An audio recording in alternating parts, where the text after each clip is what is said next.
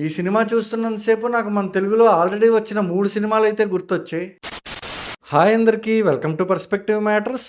Vishwanath and sons movie review. Views అయితే బాగానే వస్తున్నాయి కానీ సబ్స్క్రైబర్లు పెరగట్లేదు. కొంచెం ఛానల్ని సబ్స్క్రైబ్ చేసి పెట్టుకోండి. అలాగే వీడియోని చివరి వరకు చూసి నచ్చితే ఖచ్చితంగా లైక్ చేయండి. ఫస్ట్లోనే ఒక పాయింట్ అయితే చెప్పాలి. విశ్వనాథ్ అండ్ సన్స్ అనే సినిమా ప్రాపర్ తమిళ్ సినిమానే. ఈ సినిమాని తమిళ్లో షూట్ చేసి తెలుగులోకి డబ్ చేశారు. తొలి ప్రేమ, సారు, లక్కీ భాస్కర్ తర్వాత వెంకీ అట్లూరి ఒక సినిమా తీస్తున్నారు అంటే ఆబ్వియస్లీ జనాలకు ఎక్స్పెక్టేషన్స్ ఉంటాయి. ఫస్ట్ నుంచి చెప్పినట్లే ఈ సినిమాలో సూర్య గారిని చాలా డబ్బున్న వ్యక్తిగా చూపించారు. 40 years ఏజ్ ఉన్న ఒక రిచ్ పర్సన్ తన లైఫ్ లో జరిగిన కొన్ని ఇన్సిడెంట్స్ వల్ల పెళ్లి చేసుకోకూడదు అనుకుంటాడు. అలాంటి ఒక రిచ్ పర్సన్ లైఫ్ లోకి ఒక 20 years ఏజ్ ఉన్న అమ్మాయి ఎలా వచ్చింది, ఆ తర్వాత ఏం జరిగింది అనేదే సినిమా. ఇంకా ఈ సినిమాలో పాజిటివ్స్ విషయానికి వస్తే ఈ సినిమాకి ఫస్ట్ పాజిటివ్ పాయింట్ ఏంటంటే ఈ సినిమాలో హీరోయిన్ మమితా బైజు. ప్రేమలు సినిమా తర్వాత మమితా బైజు యాక్టింగ్ అంత క్యూట్ గా అనిపించింది మళ్ళీ ఈ సినిమాలోనే. అంటే ఒక ప్రాపర్ జంజీ గర్ల్ గా ఆవిడ యాక్టింగ్ అయితే మాత్రం చాలా బాగా అనిపించింది. అట్ ద సేమ్ టైం ఒక 20 years అమ్మాయి మెచ్యూర్డ్ గా ఉండాల్సిన ప్లేసెస్ లో ప్రాపర్ గా మెచ్యూర్డ్ గానే ఉన్నట్లు కూడా యాక్ట్ చేశారు.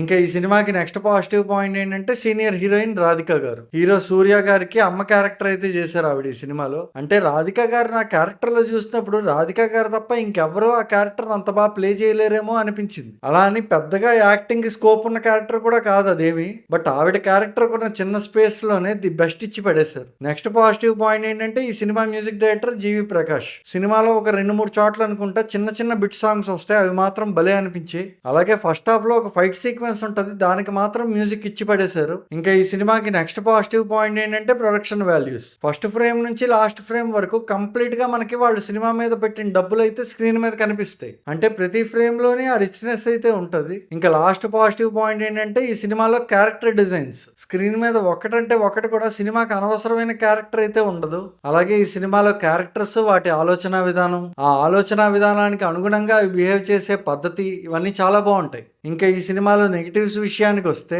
ఈ సినిమా మొత్తానికి ఒకే ఒక నెగిటివ్ పాయింట్ ఉంది, బట్ అది చాలా బలమైన నెగిటివ్ పాయింట్. అదేంటంటే డైరెక్టర్ ఈ సినిమాని జనాలకు ఒక కొత్త పాయింట్ చూపిద్దాము అనే పర్స్పెక్టివ్ లో అయితే సినిమాని స్టార్ట్ చేస్తారు. ఫస్ట్ హాఫ్ మొత్తం ఏంటంటే క్యారెక్టర్స్ ని, వాటి బిహేవియర్ ని ఎస్టాబ్లిష్ చేయడం, అలాగే సెకండ్ హాఫ్ మొత్తం ఏ కాన్ఫ్లిక్ట్ పాయింట్ మీద రన్ అవబోతోంది అని చెప్పడంతోనే అయిపోతుంది. సో ఇప్పుడు సెకండ్ హాఫ్ లో డైరెక్టర్ రెస్పాన్సిబిలిటీ ఏంటి, ఫస్ట్ హాఫ్ లో చూపించిన కాన్ఫ్లిక్ట్ పాయింట్ కి సెకండ్ హాఫ్ కి వచ్చేసరికి ఒక సొల్యూషన్ ఇవ్వడం, అండ్ ఆ సొల్యూషన్ ని ఎలా అచీవ్ చేశారు అనేది సెకండ్ హాఫ్ లో చూపిస్తే సరిపోయేది. సెకండ్ హాఫ్ లో ఆ కాన్ఫ్లిక్ట్ పాయింట్ నుంచి డీవియేట్ అయ్యి ఏవేవో సీక్వెన్సులు చూపించినట్లయితే అనిపించింది. అంటే ఆ సీక్వెన్సెస్ లో కూడా ఈ కాన్ఫ్లిక్ట్ పాయింట్ ని కొంచెం ఎక్కువగా ఇన్వాల్వ్ చేస్తే బాగుండు అనిపించింది. ఈ సినిమా చూస్తున్నంతసేపు నాకు తెలుగులో వచ్చిన 3 సినిమాలు అయితే బాగా గుర్తొచ్చాయి. వాటిలో ఫస్ట్ ది అమ్మా నాన్న ఓ తమిళ అమ్మాయి, సెకండ్ బొమ్మరిల్లు, అలాగే థర్డ్ మిస్ శెట్టి మిసెస్ పోలి శెట్టి. ఇంకా ఓవరాల్ గా విశ్వనాథన్ అండ్ సన్స్ సినిమా ఎలా ఉంది అని నన్ను అడిగితే స్ట్రిక్ట్లీ యావరేజ్ అనిపించింది.